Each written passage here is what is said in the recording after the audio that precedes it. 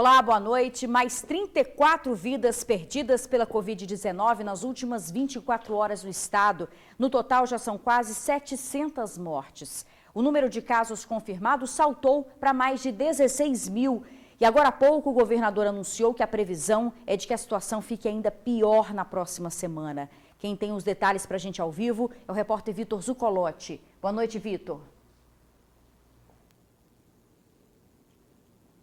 Isabela, boa noite para você, boa noite a todos que nos acompanham. Pois é, números que estão assustando até mesmo a gente que está cobrindo, toda essa situação do coronavírus aqui no Espírito Santo. A gente viu aí quase 700 mortes, o Espírito Santo já chegou por conta do coronavírus e agora há pouco, como você falou, Isabela, o governador fez um pronunciamento através de uma videoconferência, através da internet e falou de medidas que devem ser tomadas já nas próximas semanas, porque se os números continuarem dessa forma, a projeção é de pior. E por conta disso, muito se fala na questão do lockdown. Hoje o prefeito de Vitória, Luciano Rezende, e o prefeito Max Filho, de Vila Velha, eles afirmaram que vão aguardar uma decisão em conjunto com o governo. Aí sim eles vão esperar o que o governo vai fazer para eles decidirem se adotam ou não o lockdown nessas duas cidades, cidades que são aí, que fazem parte da região metropolitana aqui da Grande Vitória. Só para vocês terem uma ideia, a ocupação de leitos de UTI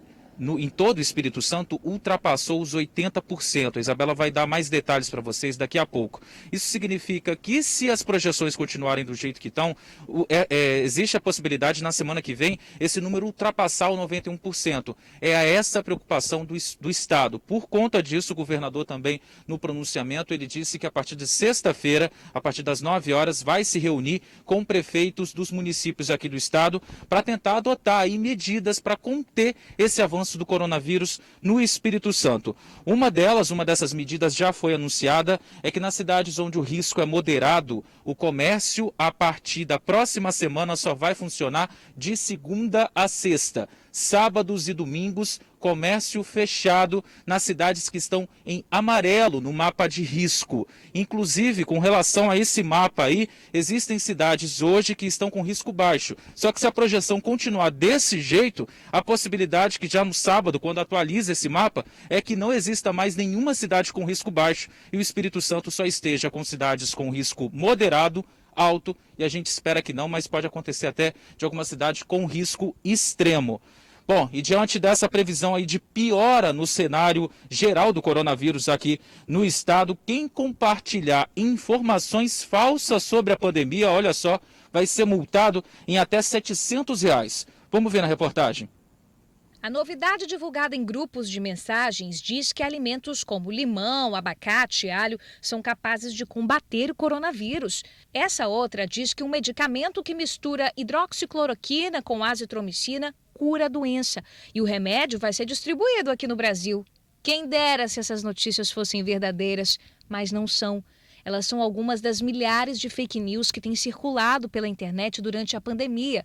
O problema é que dos celulares, elas caem direto na boca do povo. Que tomando boldo fica curado, mas isso é só fachada, que o boldo não cura nada, só cura é a dor do estômago. Eu recebo, só que eu não dou confiança, eu não faço nada, eu deleto. É ruim, porque confunde a mente das pessoas. Já basta o presidente para confundir a gente, imagina o resto.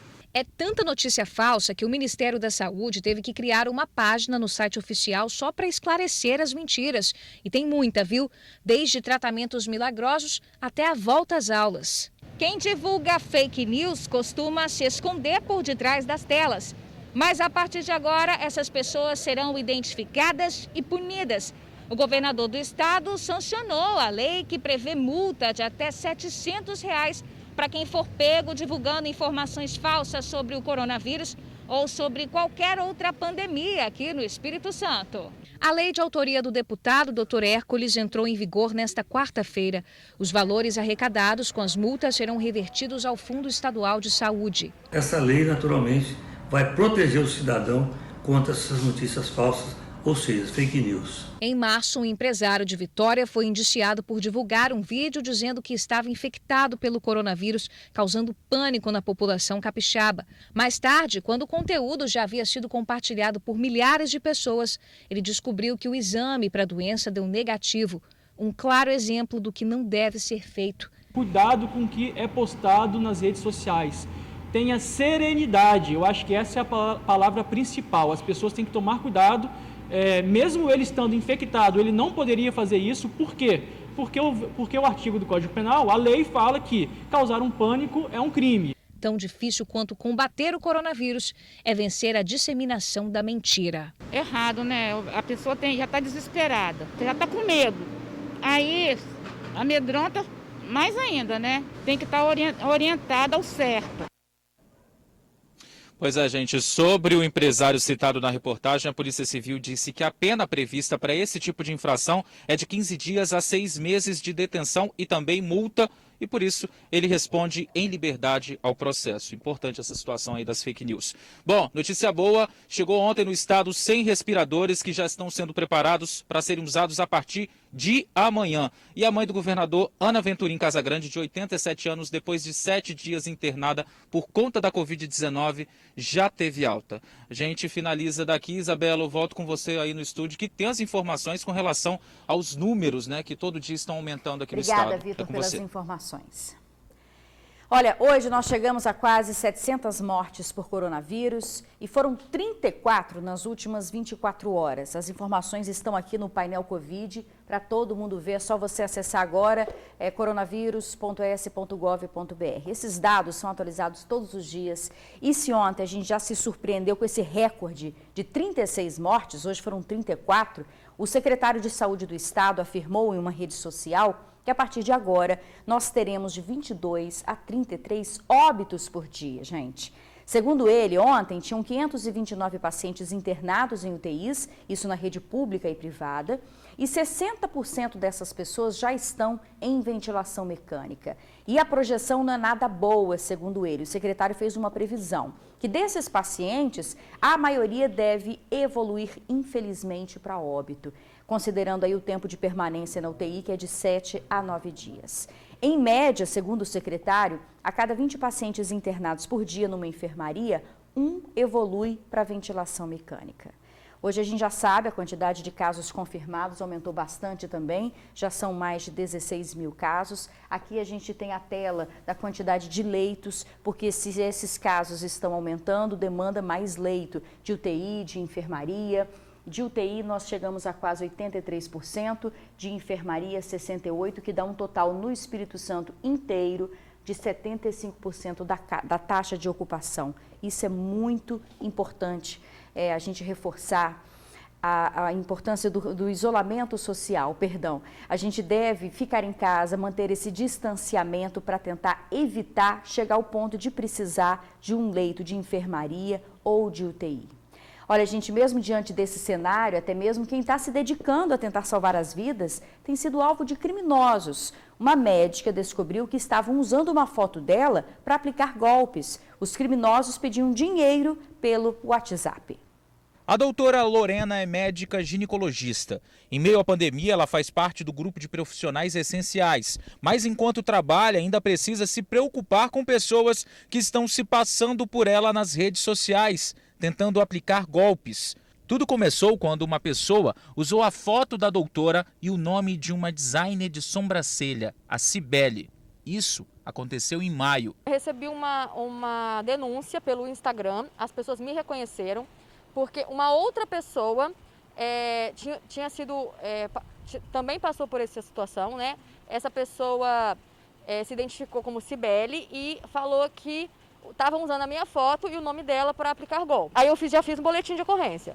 No dia seguinte, eles entraram em contato com alguns familiares próximos meus. A partir daí, o golpista nem se preocupou mais em mudar o nome. Se passava pela médica e pedia a parentes dela que depositassem um valor de quase R$3 mil em uma conta. Por sorte, ninguém caiu no golpe. Eles me ligaram na hora e falaram assim: Lorena, você trocou de telefone? Aconteceu alguma coisa? Aí a gente tomou consciência, eu falei: printa, que eu vou acrescentar no boletim de ocorrência. Os golpistas estão aproveitando esse momento de vulnerabilidade dos familiares de médicos e também de pacientes para poder aplicar esse tipo de golpe. E um detalhe, a doutora Lorena conhece outros médicos que estão passando pela mesma situação. Agora, além de manter o serviço essencial, estando em um ambiente perigoso para a contaminação da Covid, a médica ainda tem mais essa dor de cabeça. O que a gente descobriu dessas pessoas que entraram em contato é que eles são de Goiás, então fica um pouco complicado, eles não são daqui. Mas o telefone que eles usam tem o DDD daqui, está nas mãos da polícia investigar para saber o que está acontecendo e se é possível pegar essas pessoas. Brincadeira até isso, né? Olha, gente, a polícia já investiga o caso.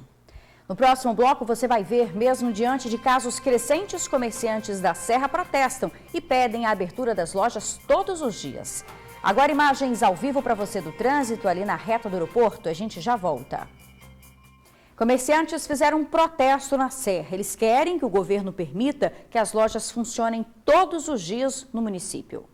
O trabalhador sai de casa todos os dias para vir. A reivindicação dos comerciantes da Serra é pela abertura diária do comércio. Eles realizaram uma passeata com faixas e cartazes na Avenida Central de Laranjeiras durante a manhã desta quarta-feira e querem autorização para abrir com as mesmas regras de funcionamento dos shoppings. Nós, lojistas da Serra, nós estamos reivindicando que o comércio seja aberto todos os dias, que a gente possa realmente funcionar todos os dias. Lembrando que o comércio de rua já está podendo funcionar em dias alternados há cerca de um mês, enquanto os shoppings permaneceram fechados e só reabriram na última segunda-feira. Por causa da crise provocada pela pandemia, alguns comerciantes precisaram demitir. Se a gente não tem um movimento e como a gente só pode funcionar um dia sim, um dia não, consequentemente a receita, a venda baixa.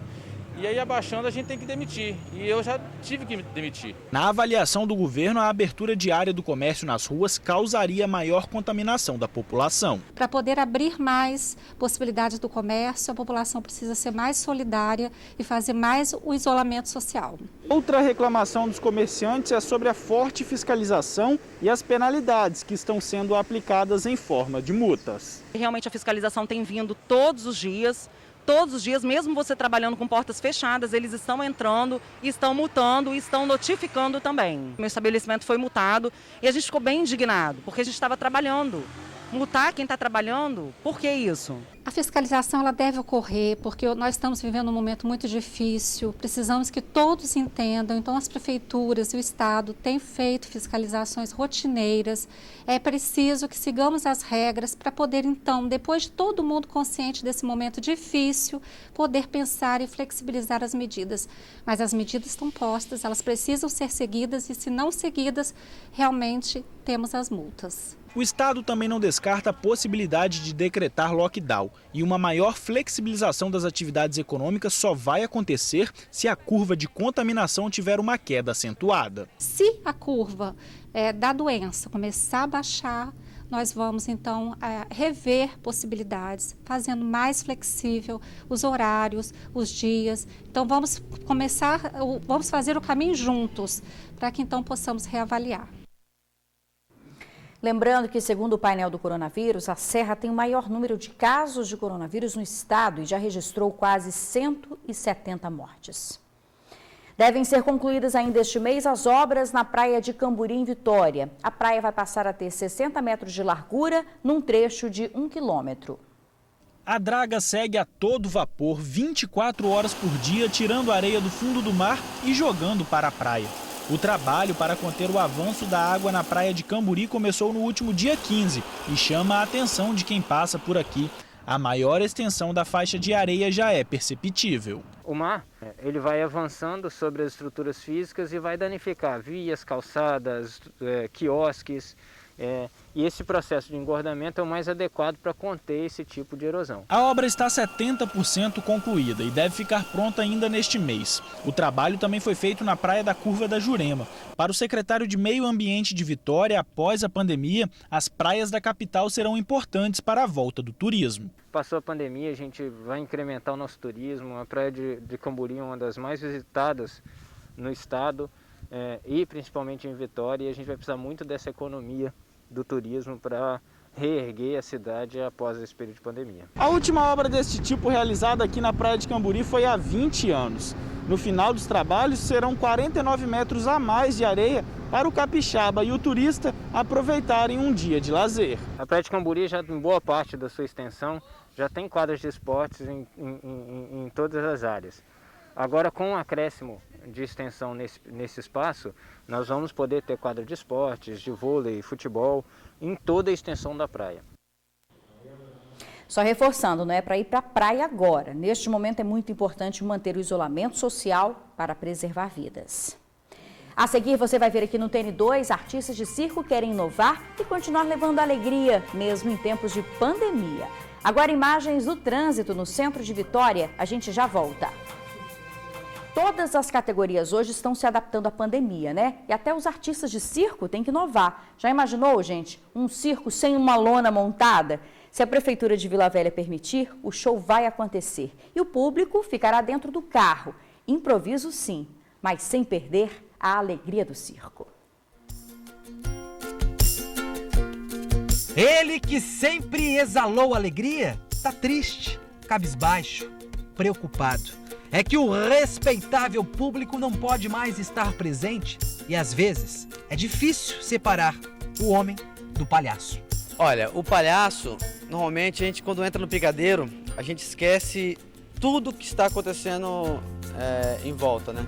A gente esquece o que está acontecendo no mundo quando a gente entra no picadeiro. Mas quando a gente sai do picadeiro, a gente não esquece a realidade. A gente não tem como não olhar o que está acontecendo, né? A gente vê o circo vazio, vê o circo sem cadeira, sente a falta do público. Danilo dá vida ao palhaço Titiarito. Ele nasceu palhaço. É da terceira geração de atores circenses. O circo da família fica no bairro Jockey de Taparica, em Vila Velha. É a pior fase da carreira dele e do Circo Barcelona, que tem 35 anos de vida. Desde quando criança, jamais imaginava ver o circo parar, porque o circo nunca parou. O isolamento interferiu no financeiro e na arte. Não é fácil conviver com o vazio e o silêncio do picadeiro. No circo, o respeitável público é o combustível para a alegria. Tá puxado para gêmeas Natiele e Natiane. É muito triste, né? Porque você já está acostumado, chega na hora do espetáculo, se arrumar, maquiar, ir vazio, vender. Separar tudo, né? E não chegar 8h30 e olhar para dentro do circo, tá vazio, tá escuro, não tem ninguém. É muito triste, porque já está acostumado, 28 anos trabalhando no circo. Pra gente que é artista é meio ruim ficar parado, porque a gente é acostumado a trabalhar todo dia, né? O gato bebe leite, o rato come queijo, o Danilo é palhaço. E esta galera toda aqui é artista. Diz o poeta que o artista vai onde o povo está. E não é que mesmo na pandemia, esse tal de poeta não tá certo? Respeitável público, senhoras e senhores, sejam todos bem-vindos ao mágico e muitíssimo amado Mundo do Circo!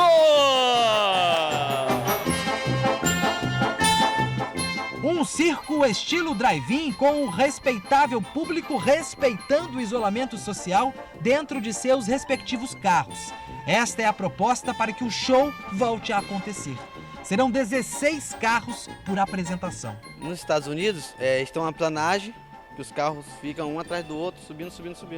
No circo não, vai ser em volta do circo, em volta do picadeiro, os carros. O pedido para que a ideia se torne realidade já foi protocolado na Prefeitura de Vila Velha. O primeiro pedido foi negado, aí nós insistimos novamente e agora eles pediram que mudasse algumas coisas, né? Alguns critérios.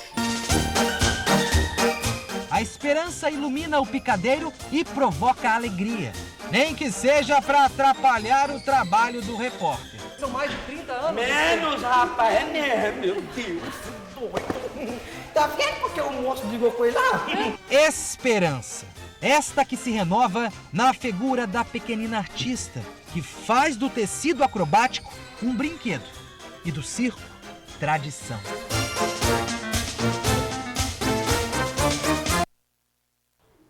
Boa noite para você e até amanhã.